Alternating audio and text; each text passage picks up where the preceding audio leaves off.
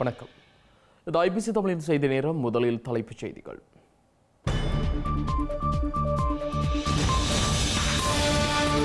தமிழ் பொது வேட்பாளர் நாளை பகிரங்கப்படுவார் என்கிறது தமிழ் தேசிய பொது கட்டமைப்பு. அரியநேத்திரன் அல்லது தவராஜாவே தெரிவு என ஊகம். ஊழல் அரசியல்வாதிகளுக்கு ஒருபோதும் ஆதரவில்லை என்கிறார் ரணில் விக்ரமசிங்க. நாமல் ராஜபக்ஷ வேட்பாளராக களமிறங்கியதால் மக்கள் ஆதரவுக்கு முயற்சி. மன்னார் நீதிமன்றத்தில் பிணை விடுதலை பெற்ற மருத்துவர் அர்ச்சுனா பொது மைதானத்துக்கு அழைத்துச் சென்று ஆசுவாசப்படுத்திய ஆதரவாளர்கள். பாலியல் முறைகேட்டில் பிள்ளையான் ஆதரவு ஆசிரியர் மட்டக்களப்பில் கைது. கிழக்கின் பிரபல தேசிய பாடசாலை மாணவிகளுக்கு பாலியல் துன்புறுத்தல் செய்ததாக குற்றச்சாட்டு. லண்டனில் ஹரோ, ஹவுன்ஸ்லோ, வோல்தம்ஸ்டோ உட்பட்ட இடங்களுக்கு தீவிர பாதுகாப்பு. அதிதீவிர வலதுசாரிகளின் பேரணி எச்சரிக்கையால் தொடரும் பதற்றம். ரஷ்ய எல்லைக்குள் போர்த்தாங்கிகளுடன் உக்ரைன் அதிரடியான ஊடுருவல். பெரும் ஆத்திரமூட்டல் நகர்வு என விளாடிமிர் புட்டின் சீற்றம்.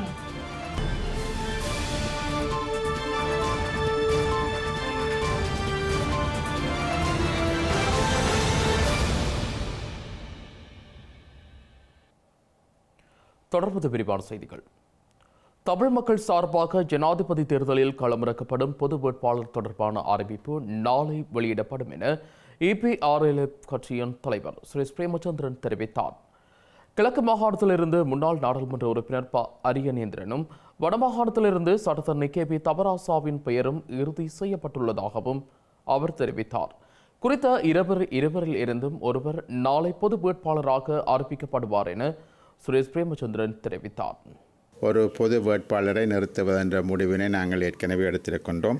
அது தொடர்பாக வடக்கிலும் கிழக்கிலும் இருக்கக்கூடிய பல்வேறுபட்ட தரப்புகளுடன் பல்வேறுபட்ட தனிநபர்களுடன் நாங்கள் பேசியிருக்கின்றோம். அந்த வகையில் எமது வேட்பாளர் தொடர்பாக நாங்கள் பல பேருடன் கலந்துரையாடி இறுதியாக 2-3 பெயர்களை நாங்கள் இறுதியாக கொண்டு வந்திருக்கிறோம்.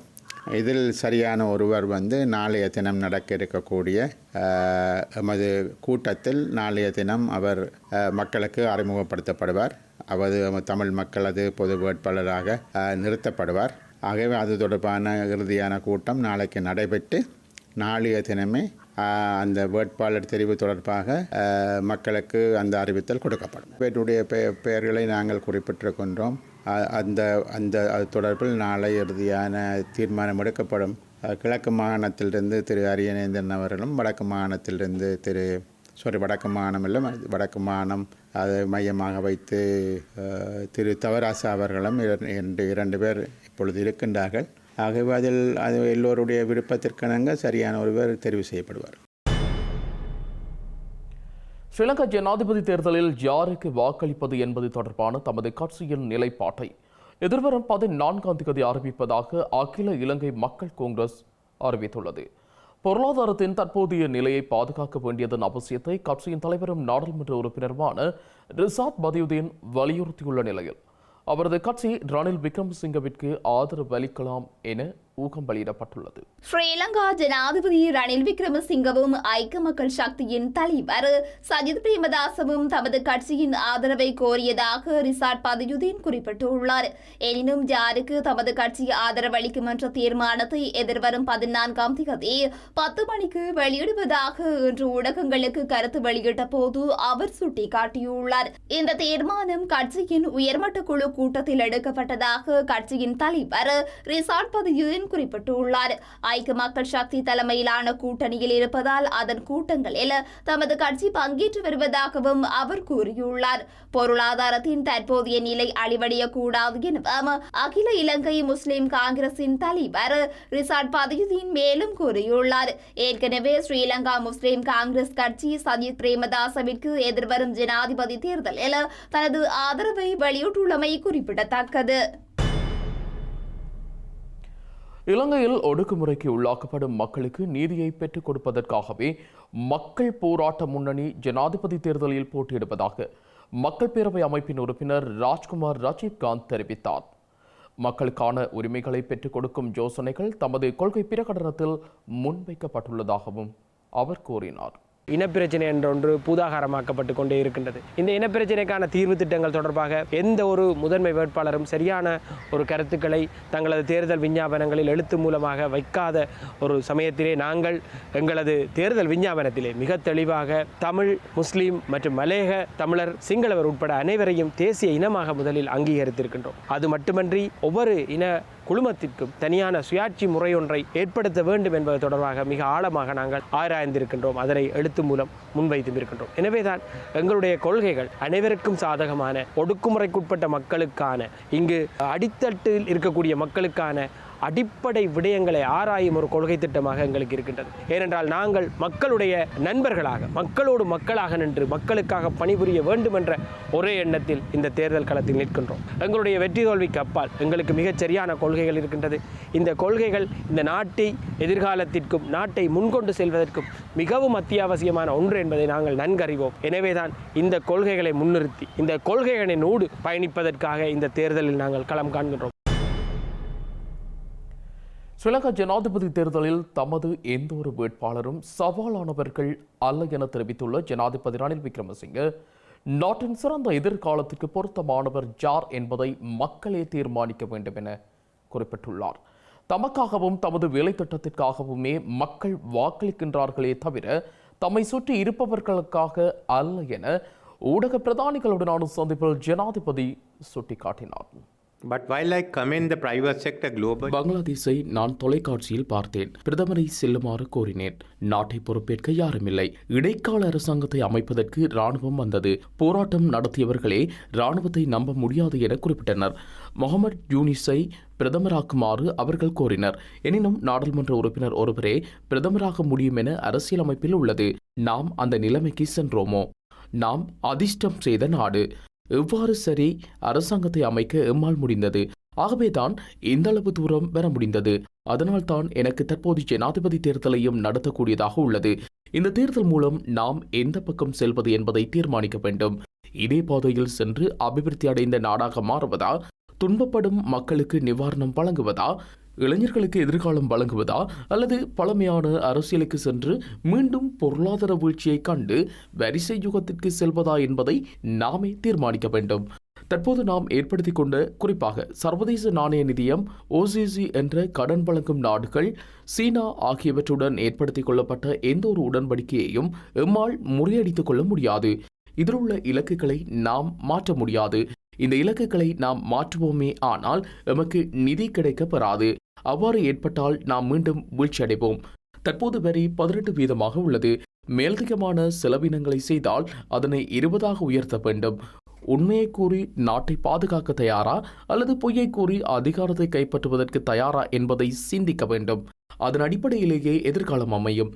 ஆகவேதான் தற்போது முன்னெடுக்கும் வேலை திட்டத்தை முன்னோக்கி கொண்டு செல்வதற்கான ஆணையை நான் கோருகின்றேன். ஏனைய வேட்பாளர்கள் எனக்கு சவாலானவர்கள் அல்ல. நான் உங்களின் எதிர்காலத்தை பற்றி கூறுகின்றேன். யாருக்கு வாக்களிக்க வேண்டும் என்பதை நீங்களே தீர்மானிக்க வேண்டும். என்னுடன் இருப்பவர்களுக்கு எதிராக குற்றச்சாட்டுகள் இருக்குமாயின் அவர்களுக்கு எதிராக வழக்கு தொடங்க முடியும். அதற்கு நான் இடையூறு விளைவிக்கவில்லை. குற்றச்சாட்டுகள் உள்ளவர்களை தெரிவு செய்வதா இல்லையா என்பதை வாக்காளர்கள் தீர்மானிக்க வேண்டும். அனைவரும் ஊழல் என்று கூறுகின்றனர். அதற்கு எதிராக என்ன செய்ய வேண்டும் என்பதை கூறவில்லை. எனினும் இவ்வாறான சட்டங்கள் இருப்பதாக நாம் கூறுகின்றோம். ஜனாதிபதியாவதை நோக்கியதே எனது பயணம்.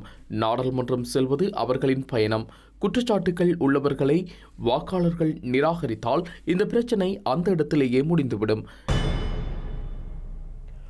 வடமாகாணத்தை பிரதிநிதித்துவப்படுத்தும் அரசியல்வாதிகளுக்கு அதிக அமைச்சு பதவிகள் வழங்கப்பட வேண்டும் என ஸ்ரீலங்கா நீதியமைச்சரும் ஜனாதிபதி வேட்பாளருமான விஜயதாச ராஜபக்ஷ வலியுறுத்தியுள்ளார்.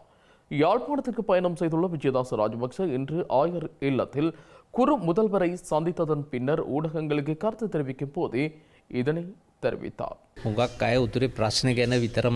வடமாகாணத்தை பிரதிநிதித்துவப்படுத்தி நாடாளுமன்றத்துக்கு தெரிவாகும் பெரும்பாலான உறுப்பினர்கள் எதிர்க்கட்சியிலேயே உள்ளனர். இதனால் அவர்களுக்கு ஸ்ரீலங்கா அரசாங்கத்தில் அமைச்சுக்களை ஒருபோதும் பொறுப்பேற்க முடியாது. டக்ளஸ் தேவானந்தா மாத்திரமே வடக்கை பிரதிநிதித்துவப்படுத்தும் மற்றும் ஸ்ரீலங்கா அரசாங்கத்தில் அமைச்சு பொறுப்பேற்று செயற்பட்டு வரும் ஒரே அரசியல்வாதி. இலங்கையில் ஒரு பாரிய பகுதியான வடமாகாணத்திற்கு ஒரு நபரின் பிரதிநிதித்துவம் போதாது.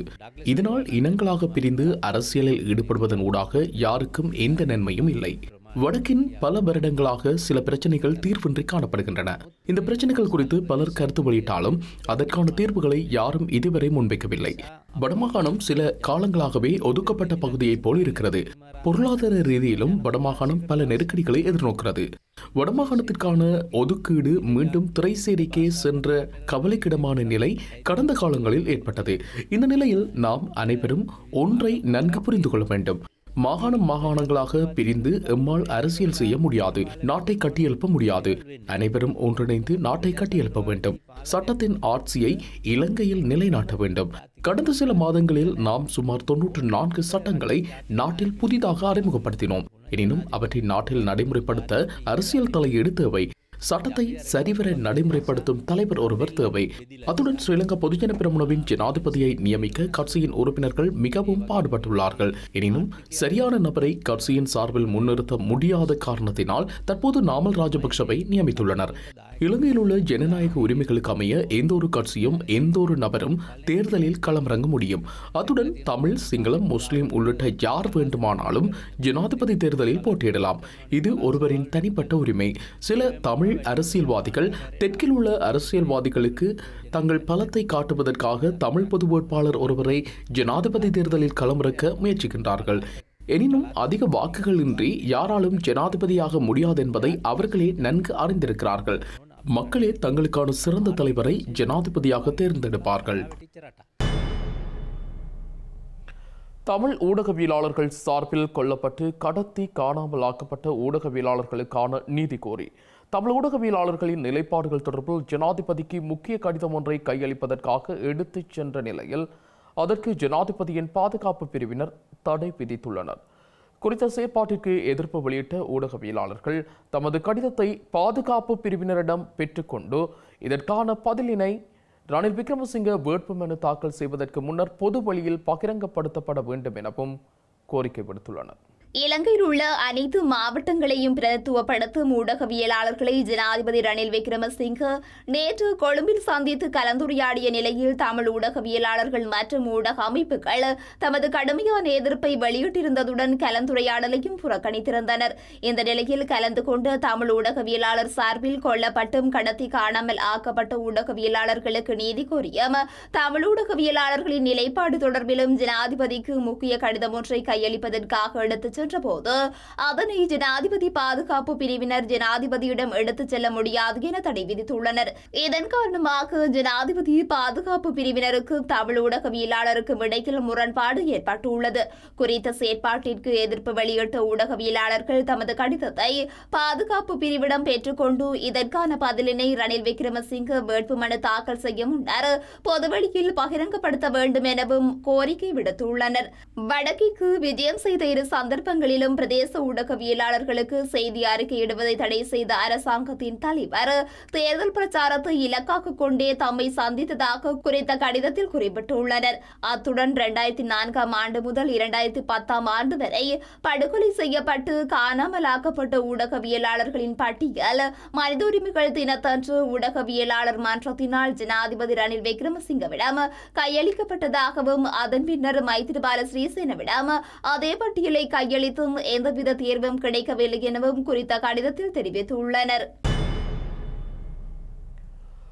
மட்டக்களப்பில் ஸ்ரீலங்கா ராஜாங்க அமைச்சர் சிவனேசதுரை சந்திரகாந்தனின் கட்சி ஒருங்கிணைப்பாளரான ஆசிரியர் ஒருவர் பாடசாலை மாணவிக்கு பாலியல் தொந்தரவு கொடுத்துள்ளதான குற்றம் சுமத்தப்பட்டுள்ள போதிலும் ஏன் இதுவரை கைது செய்யப்படவில்லை என நாடாளுமன்ற உறுப்பினர் இரா சாணக்கியன் கல்வி அமைச்சர் சுசில் பிரேமஜெயந்தவிடம் கேள்வி எழுப்பியுள்ளார்.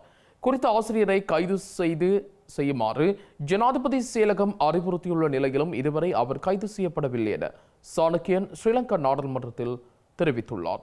இதற்கு பதிலளித்த கல்வி அமைச்சர் சுசில் பிரேமஜெயந்த கல்வி அமைச்சு ஊடாக தலையிட்டு உடனடியாக சட்டத்தை செயற்படுத்துமாறு சிரேஷ்ட பதில் காவல்துறை மா அதிபருக்கு அறிவுறுத்துவதாகவும் தெரிவித்தார். ඒත් එක්කම ගරු කතානායකතුමනි මේ පොලිසිය සම්බන්ධවත් ගරු සුසිල් ප්‍රේමජයන්ත මැතිතුමාගේ මම ඊයේත් ඉල්ලීමක් කරා මඩකලපුවේ එල්ලිවරලා மட்டக்களப்பு மாவட்டத்தில் பிரதான பாடசாலையில் கல்வி பயிலும் மாணவிக்கு அந்த பாடசாலையின் அதிபரான கோபிநாத் என்பவர் பாலியல் தொந்தரவு கொடுத்துள்ளார். இந்த மாணவி ஜனாதிபதிக்கு இந்த விடயத்தை அறிவித்துள்ளார். இந்த நபரை உடனடியாக கைது செய்து விசாரணைகளை முன்னெடுக்குமாறு கடந்த 12ஆம் தேதி ஜனாதிபதி செயலகம் அறிவித்துள்ளது. இருப்பினும் இந்த ஆசிரியரை காவல்துறையினர் இன்று வரை கைது செய்யவில்லை. தனது சட்டத்தரணி ஊடாக அவர் நீதிமன்றத்தில் முன்னிலையாகுவார் என்று காவல்துறையினர் குறிப்பிடுகின்றனர். காவல்துறையினரின் கடமை இதுவல்ல. கோபிநாத் என்ற இந்த ஆசிரியர் தான் ராஜாங்க அமைச்சர் பிள்ளையானின் கட்சி ஒருங்கிணைப்பாளர் என்று பகிரங்கமாக கூறுகிறார். இந்த மாணவியிடம் நான் குறிப்பிடுவதைப் போல் இருக்காவிடின் பல பிரச்சனைகளுக்கு முகம் கொடுக்க நேரிடும் என்றும் அந்த ஆசிரியர் மிரட்டியுள்ளார். இது தொடர்பில் ஜனாதிபதியிடம் முறையிடும் பாடசாலை மாணவிக்கு பாலியல் தொல்லை கொடுத்த ஆசிரியர் கைது செய்யப்படவில்லை. இது தேசிய பாடசாலை. ஆகவே இந்த பிரச்சனைக்கு கல்வி அமைச்சரின் பதிலை எதிர்பார்த்துள்ளேன். இந்த நிலையில் பாடசாலை மாணவிகளுக்கு பாலியல் தொந்தரவு கொடுத்த குற்றச்சாட்டில் பிள்ளையான் கட்சியின் முக்கியஸ்தரான ஆசிரியர் கைது செய்யப்பட்டுள்ளார். குறித்த நபர் கைது செய்யப்பட வேண்டும் என மட்டக்களப்பு மாவட்ட நாடாளுமன்ற உறுப்பினர் சாணக்கியன் இன்று நாடாளுமன்றத்தில் பகிரங்கமாக கோரியிருந்த நிலையில் அவர் கைது செய்யப்பட்டுள்ளார். கைது செய்யப்பட்ட நபர் மட்டக்களப்பு நீதிமன்றத்தில் முன்னிலைப்படுத்தப்பட்ட நிலையில் எதிர்வரும் 20ஆம் தேதி வரை விளக்கமறியலில் வைக்கப்பட்டுள்ளார். மன்னார் பொது வைத்தியசாலைக்கு அனுமதியின்றி நுழைந்து கடமைகளுக்கு இடையூறு ஏற்படுத்திய குற்றச்சாட்டில் கைது செய்யப்பட்டு விளக்கமறியலில் வைக்கப்பட்டிருந்த வைத்தியர் அர்ச்சுனா பிணையில் விடுவிக்கப்பட்டுள்ளார். பிணையில் வெளியில் வந்த வைத்தியர் அர்ச்சுனாவை அவரது ஆதரவாளர்கள் நீதிமன்றத்திற்கு வெளியில் வைத்து மிகுந்த ஆரவாரத்துடன் வரவேற்றுள்ளனர்.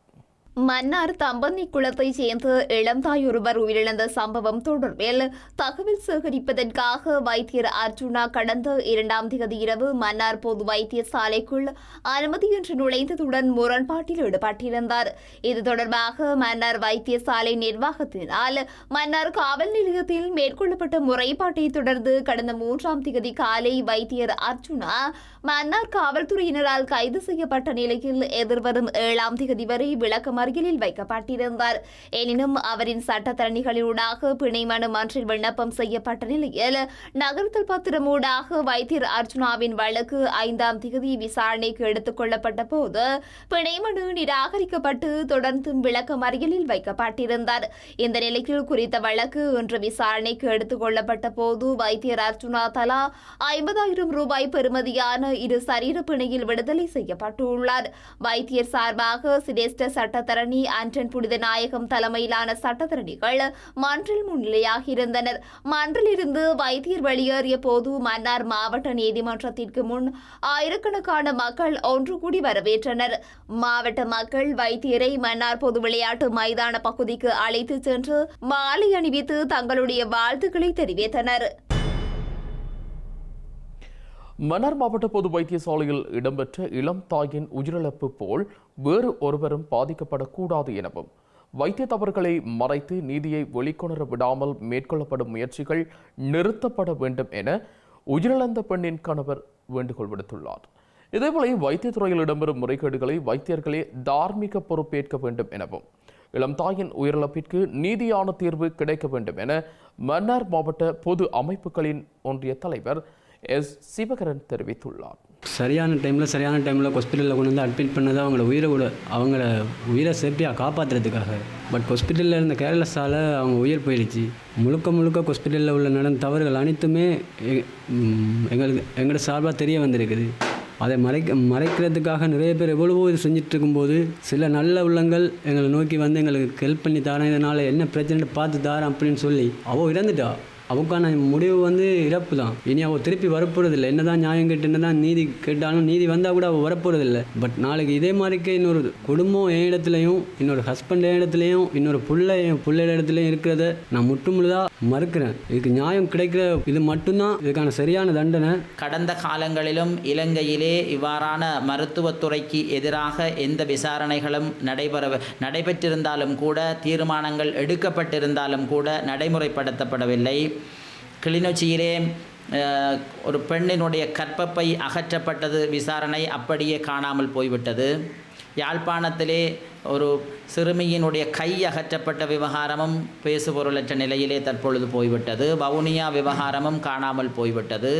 கிளிநொச்சியிலே கொரோனா வைத்தியசாலையிலே பல லட்சம் ரூபாய் ஊழல் என நிரூபிக்கப்பட்டு பெயர் குறைக்கப்பட்டு அவர்கள் மேல் நடவடிக்கை எடுக்கப்பட வேண்டும் என விசாரணை குழு அறிவிக்கப்பட்டிருந்தும் இற்றவரைக்கும் நடவடிக்கை எடுக்கவில்லை. அதில் குற்றம் சாட்டிய நபரைத்தான் போலீசார் விசாரணைக்கு அழைத்திருந்தனர். இப்படித்தான் இலங்கையினுடைய நீதித்துறையும் நிர்வாகத்துறையும் இவ்வாறான நிலைப்பாடுகளில் கடந்த காலங்களில் அரசியல் விவகாரங்களை எவ்வாறு கையாண்டார்களோ அப்படித்தான் நிர்வாக நடைமுறைகளிலும் தங்களுடைய அசமந்த போக்கை தொடர்ச்சியாகவே செலுத்தி வருகிறார்கள். ஆகவே இது இவ்வாறு இல்லாமல் மன்னார் வைத்தியசாலையிலும் கடந்த காலங்களில் இவ்வாறான சம்பவங்களும் நிகழ்ந்திருக்கின்றன. அதற்கு எதிராக நாங்கள் போராட்டங்கள் நடவடிக்கைகள் மேற்கொண்டு அதனை குறிப்பிட்ட சில காலங்கள் இவ்வாறான நிலைமைகள் ஏற்படாமல் தவிர்த்து அல்லது குறைத்து வைத்திருந்தோம்.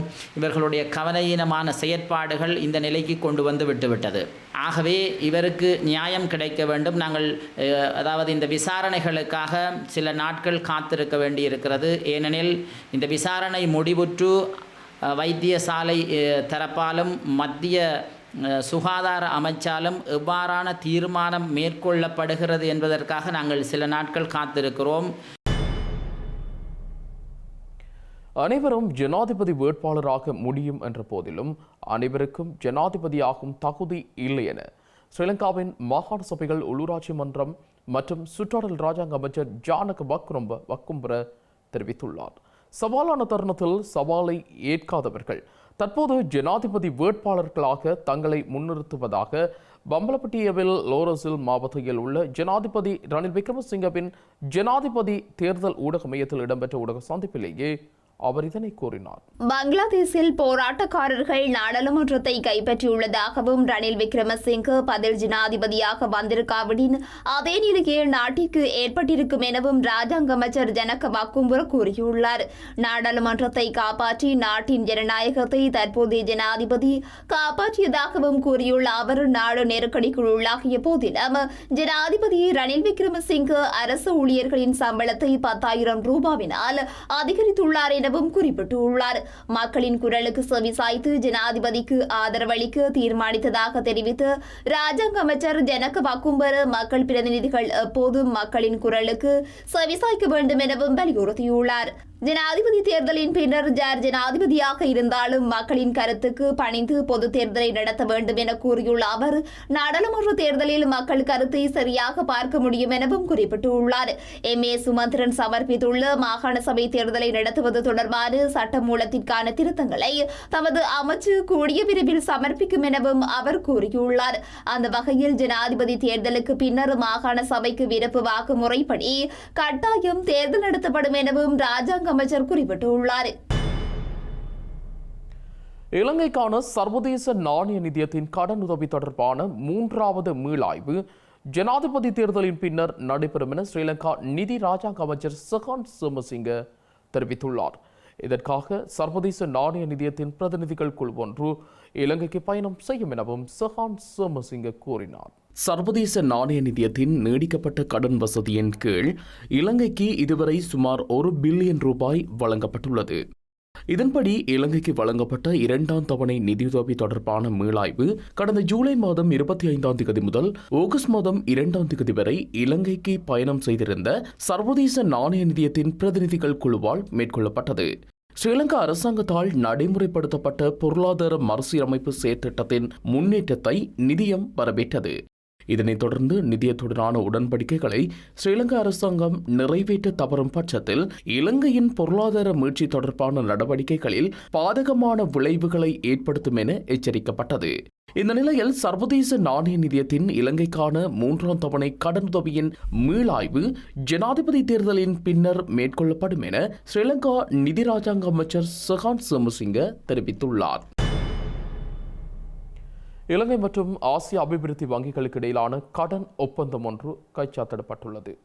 ஸ்ரீலங்காவின் மின்சாரத்துறை மறுசீரமைப்பது மற்றும் பொருளாதார நிலைத்தன்மையை மேம்படுத்துவதற்காக இந்த ஒப்பந்தம் கைச்சாத்திடப்பட்டுள்ளது. இலங்கைக்கு $300 மில்லியன் கடனுதவியாக வழங்க ஆசிய அபிவிருத்தி வங்கி இணக்கம் தெரிவித்துள்ளது. இந்த கடனுதவி 3 துணை பிரிவுகளின் கீழ் இலங்கைக்கு பெற்றுக் கொடுக்கப்பட உள்ளது. சுயாதீனமான பொருளாதார ரீதியில் நிலையான மின்சாரத்துறையை அமைப்பது மற்றும் புதுப்பிக்கத்தக்க ஆற்றல் வளர்ச்சியை விரிவுபடுத்துவதற்காகவும் இந்த கடனுதவி வழங்கப்பட உள்ளது. இதற்கமைய முதற்கட்டமாக $100 மில்லியன் இலங்கைக்கு வழங்கப்பட உள்ளது. இலங்கையில் கடந்த 5 அல்லது 6 ஆண்டுகளில் ஆரம்பிக்கப்பட்ட சுமார் 34 அபிவிருத்தி திட்டங்கள் இடைநிறுத்தப்பட்டுள்ளதாக ஸ்ரீலங்கா நாடாளுமன்றத்தில் சுற்றாடல் இயற்கை வளங்கள் மற்றும் நிலைபேறான அபிவிருத்தி பற்றிய துறைசார் மேற்பார்வை குழுவின் தலைவர் அஜித் மாமன்ன பெரும தெரிவித்துள்ளார். இந்த திட்டங்களை ஆரம்பிக்க சுமார் 6.37 பில்லியன் ரூபாய் செலவிடப்பட்டதாக இன்றைய நாடாளுமன்ற அமர்வின் போது அஜித் மாமன்ன பெரும சுட்டிக்காட்டியுள்ளார். இலங்கையில் 5 அல்லது 6 ஆண்டுகளில் ஆரம்பிக்கப்பட்ட அபிவிருத்தி திட்டங்களில் சுமார் 23 திட்டங்கள் போதிய நிதி இல்லாத காரணத்தினால் இடைநிறுத்தப்பட்டதாக ஸ்ரீலங்கா நாடாளுமன்றத்தின் சுற்றாடல் இயற்கை வளங்கள் மற்றும் நிலைபேறான அபிவிருத்தி பற்றிய துறைசார் மேற்பார்வை குழுவின் தலைவர் அஜித் மாமன்ன பெரும சுட்டிக்காட்டியுள்ளார். அத்துடன் 11 திட்டங்கள் பல்வேறு காரணங்கள் காரணமாக இடைநிறுத்தப்பட்டதாக அவர் இன்று நாடாளுமன்றத்தில் கூறியுள்ளார். பொலனறுவையில் 1.1 பில்லியன் ரூபாய் செலவில் கட்டப்பட்ட மெட்சிரிபாய கட்டடம், 40 மில்லியன் ரூபாய் செலவில் ஹட்டன் பகுதியில் அமைக்கப்பட்ட தொடருந்து நிலையம் உள்ளிட்ட மேலும் பல திட்டங்கள் இடைநிறுத்தப்பட்ட நிலையில் காணப்படுவதாக அவர் கூறியுள்ளார். முன்னாள் ஆட்சியாளர்களின் அரசியல் தேவைகளுக்காக இவ்வாறான சில திட்டங்கள் ஆரம்பிக்கப்பட்டதாகவும் அந்த நடவடிக்கை காரணமாக பொதுமக்களின் நிதி வீணடிக்கப்பட்டுள்ளதாகவும் அஜித் மாமன்ன பெரும சுட்டிக்காட்டியுள்ளார். அத்துடன் குறித்த திட்டத்தை ஆரம்பிப்பதற்கு முன்னர் அரசியல் சார்பற்ற குழுவிடம் அனுமதி பெறப்பட்டிருக்க வேண்டும் எனவும் குறித்த நடவடிக்கை மேற்கொள்ளப்பட்டிருந்தால் பொதுமக்களின் பணம் வீணடிக்கப்பட்டிருக்காது எனவும் அவர் மேலும் தெரிவித்துள்ளார். அரசியல் வாழ்க்கையில் தனது நற்பெயருக்கு களங்கம் ஏற்படுத்தும் நோக்கில் யாழ்ப்பாணத்தில் இயங்கும் புலனாய்வு இணையதளம் ஒன்று பதிவுகளை மேற்கொண்டு வருவதாக டெலோவின் தலைவரும் நாடாளுமன்ற உறுப்பினருமான செல்வம் அடைக்கலநாதன் குற்றம் சாட்டியுள்ளார். இவ்வாறான செயற்பாடுகள் வருத்தம் அளிப்பதாக குறிப்பிட்ட செல்வம் அடைக்கலநாதன் உரிய நடவடிக்கை எடுக்கப்பட வேண்டும் எனவும் ஸ்ரீலங்கா நாடாளுமன்றத்தில் வலியுறுத்தியுள்ளார். இன்றுதான் முதல் முறையாக எனது பிரிவிலேஜ் எனது நியாயத்தை கேட்டு இந்த சபையில் நிற்கின்றேன்.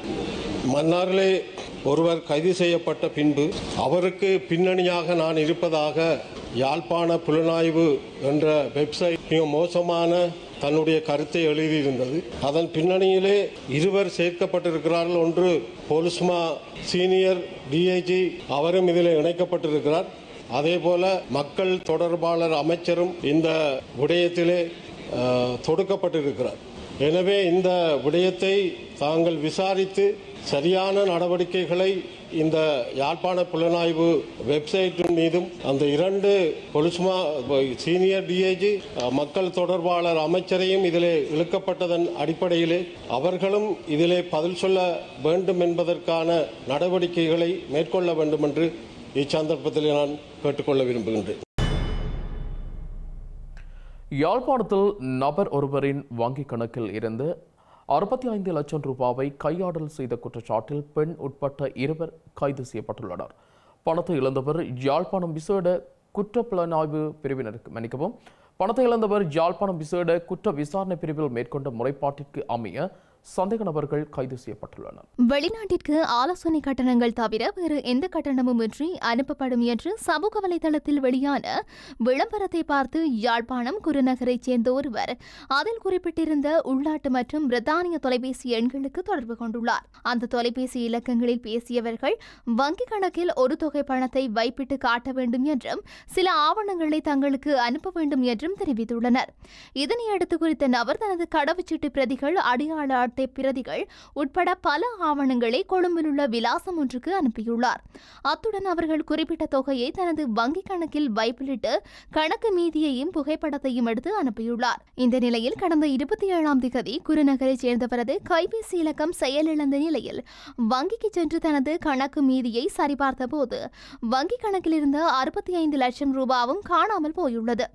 இது தொடர்பாக யாழ்ப்பாணம் விசேட குற்ற விசாரணை பிரிவில் முறைப்பாடு பதிவு செய்த நிலையில் பெண்ணொருவர் உட்பட 2 கைது செய்யப்பட்டுள்ளனர். அவர்களிடம் மேற்கொள்ளப்பட்ட விசாரணைகளில் குருநகரைச் சேர்ந்த நபரிடமிருந்து பெறப்பட்ட ஆவணங்களை கொண்டும் அவரிடமிருந்து பெறப்பட்ட தகவல்களை கொண்டும் முறையில் வங்கிக் கணக்கில் இருந்த பணம் வேறொரு வங்கிக் கணக்குக்கு மாற்றப்பட்டுள்ளமை கண்டுபிடிக்கப்பட்டுள்ளது. குருநகரைச் சேர்ந்தவரின் கைபேசி இலக்கத்தை செயலிழக்க செய்து அவரிடமிருந்து பெறப்பட்ட ஆவணங்களை கொண்டு புதிய தொலைபேசி அட்டை ஒன்று சந்தேக நபர்களால் பெறப்பட்டுள்ளது.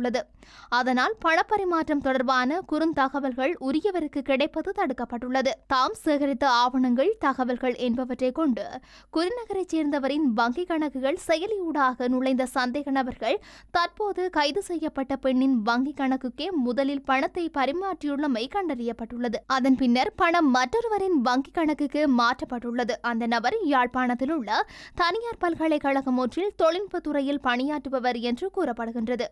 கைது செய்யப்பட்ட இருவரும் யாழ்ப்பாணம் நீதவான் ஏ ஆனந்தராஜா முன்னிலையில் முற்படுத்தப்பட்ட நிலையில் எதிர்வரும் 20ஆம் தேதி வரை விளக்கமறியலில் வைக்கப்பட்டுள்ளனர். சம்பவம் தொடர்பான மேலதிக விசாரணைகளை யாழ்ப்பாணம் விசேட குற்ற விசாரணை பிரிவு காவல்துறையினர் முன்னெடுத்து வருகின்றனர். மேலும் சில உள்நாட்டு செய்திகள் தொடர்கின்றன.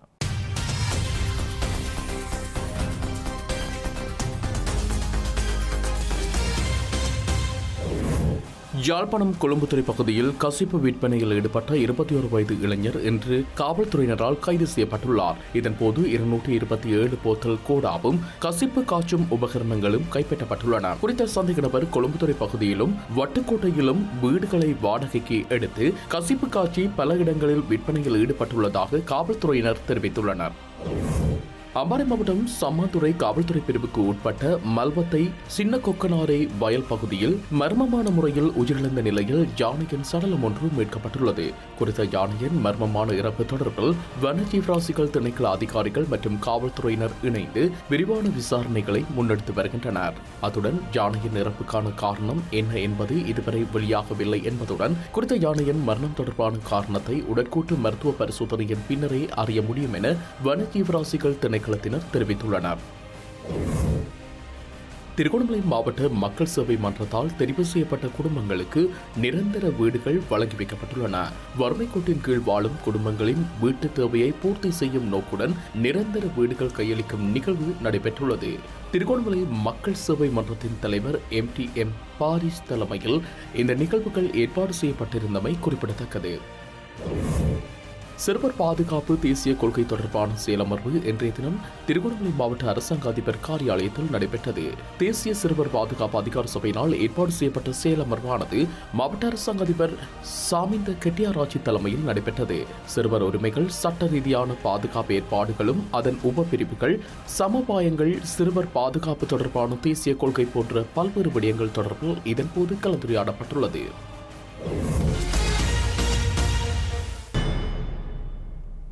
செய்திகளின் நிறைவாக மீண்டும் தலைப்புச் செய்திகள்.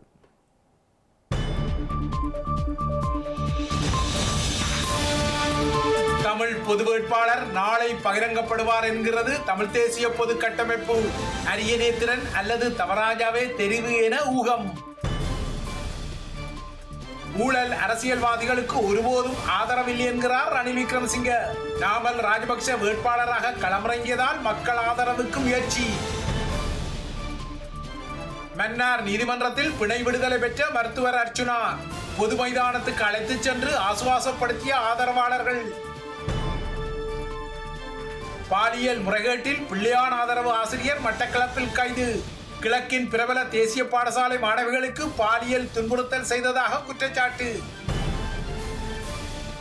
லண்டனில் ஹரோ, ஹவுன்ஸ்லோ, வோல்தம்ஸ்டோ உட்பட்ட இடங்களுக்கு தீவிர பாதுகாப்பு. அதிதீவிர வலதுசாரிகளின் பேரணி எச்சரிக்கையால் தொடரும் பதற்றம். ரஷ்ய எல்லைக்குள் போர்த்தாங்கிகளுடன் உக்ரைன் அதிரடியான ஊடுருவல். பெரும் ஆத்திரமூட்டல் நகர்வு என விளாடிமிர் புட்டின் சீற்றம்.